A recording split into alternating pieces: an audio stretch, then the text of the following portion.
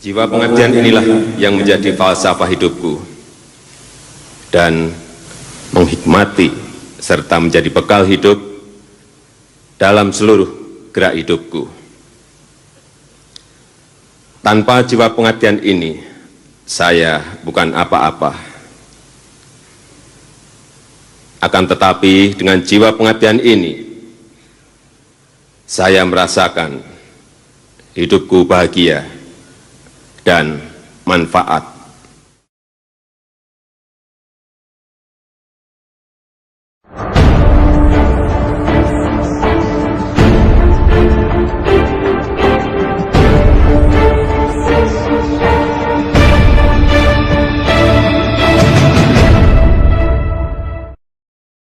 Sosok Joko Widodo masih menjadi perhatian termasuk di Rakernas PDI Perjuangan kali ini. Ketua Umum PDIP Megawati Soekarno Putri sengaja menunjuk langsung Gubernur DKI Jakarta ini membacakan Dedication of Life sebagai makna regenerasi kader PDIP.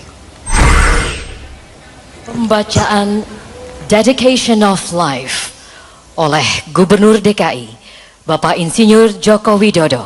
Kami persilakan.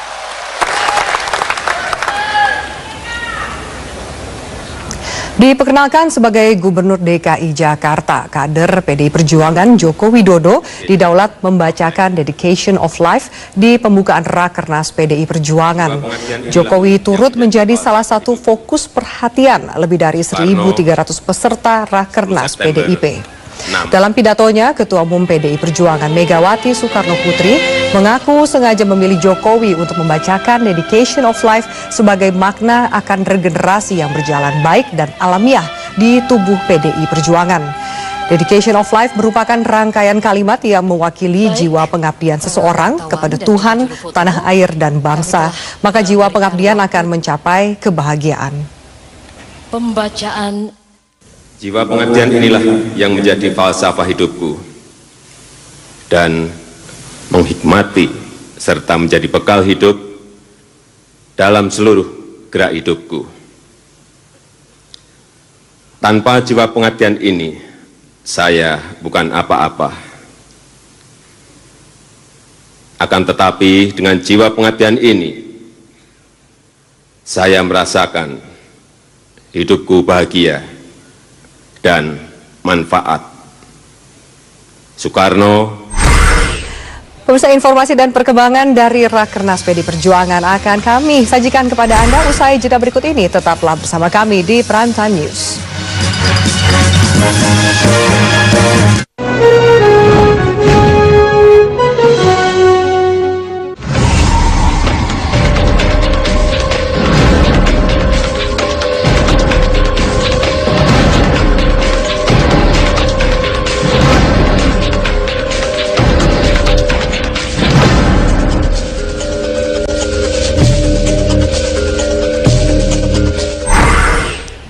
Pemirsa, dalam sambutannya, Ketua Umum PDI Perjuangan Megawati Soekarno Putri menyinggung penunjukan Jokowi untuk membaca Dedication of Life dari Bung Karno merupakan bagian dari regenerasi yang memang dilakukan oleh PDIP. Mengapa lalu untuk membaca Dedication of Life dari Bung Karno itu justru Pak Jokowi? Karena ya katakan itu sebuah makna bahwa sebuah regenerasi itu secara alami pasti berlanjut, tidak perlu tepuk tangan dulu. Karena saya ingin juga mengatakan gubernur-gubernur kita ini juga mereka adalah bagian daripada regenerasi yang memang dengan konsekuen dilakukan oleh PDI Perjuangan. Itu adalah, kalau Bung Karno bilang itu adalah natur itu alam yang harus melakukan hal itu. Pemirsa, wawancara dengan Ketua DPP PDI Perjuangan Puan Maharani akan kami hadirkan sesaat lagi. Tetaplah bersama kami.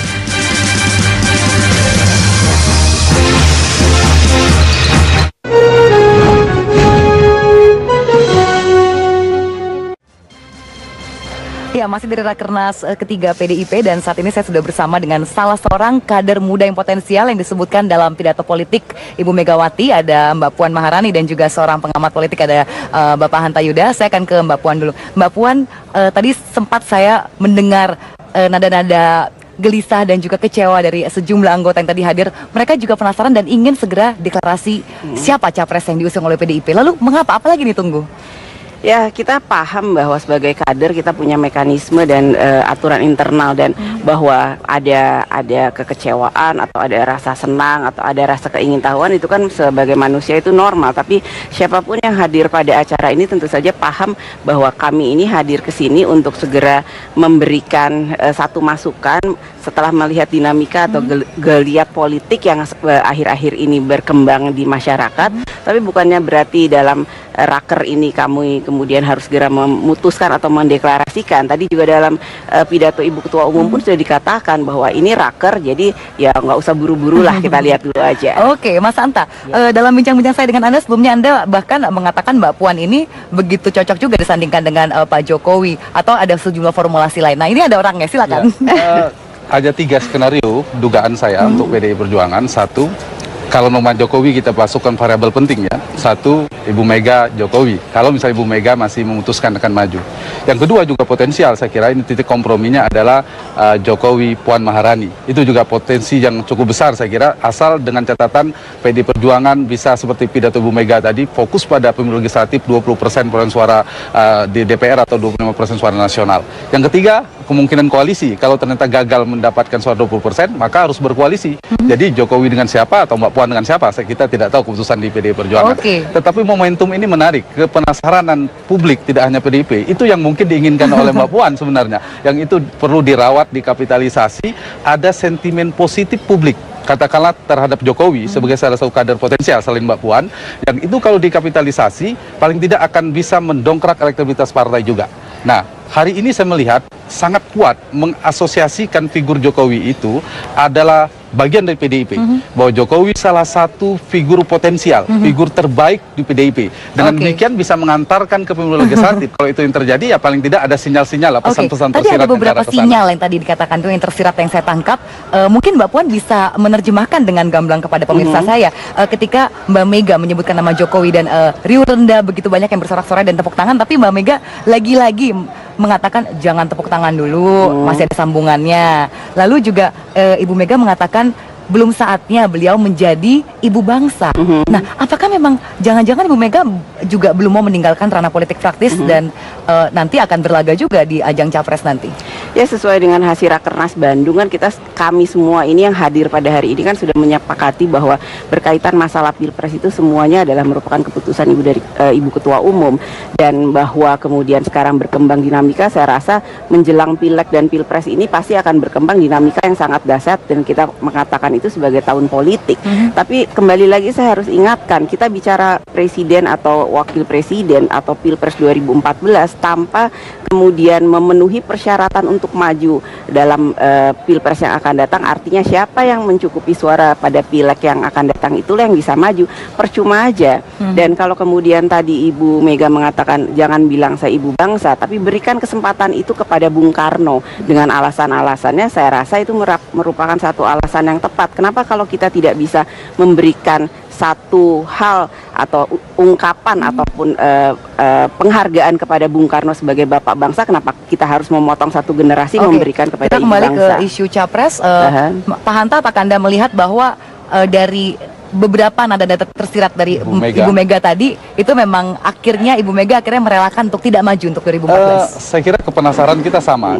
Ada dua kalimat yang dua kata bahkan regenerasi yang beberapa kali diucapkan oleh Ibu Mega, dan PDIP berhasil mengantarkan itu. Disebut beberapa nama, salah satu Mbak Puan, Jokowi dan sebagainya. Satu.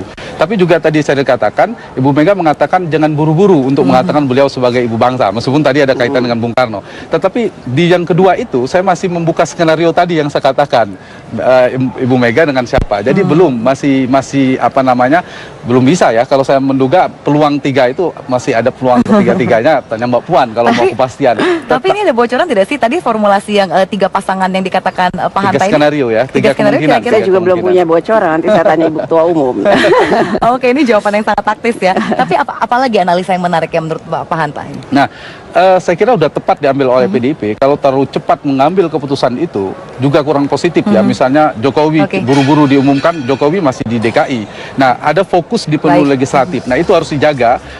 PDIP harus mengambil magnet elektoral bagi partainya. Dan sekarang figur ID menguat. Salah satunya Jokowi bisa menjadi magnet itu, dan mesin partainya cukup kuat, ditambah dengan tren perilaku pemilih yang harus ditangkap dengan cermat. Ada keinginan perubahan. Maaf sekali saya harus potong karena kita sudah sampai di penghujung acara. Terima kasih Mbak Puan dan juga Pak Hanta. Itu dia bincang-bincang kita, dan kita lihat bagaimana ke depannya PDIP akan mengusung nama dan juga pasangan dari 3 skenario tadi. Terima kasih untuk bersama kami dalam Prime Time News. Sampai jumpa.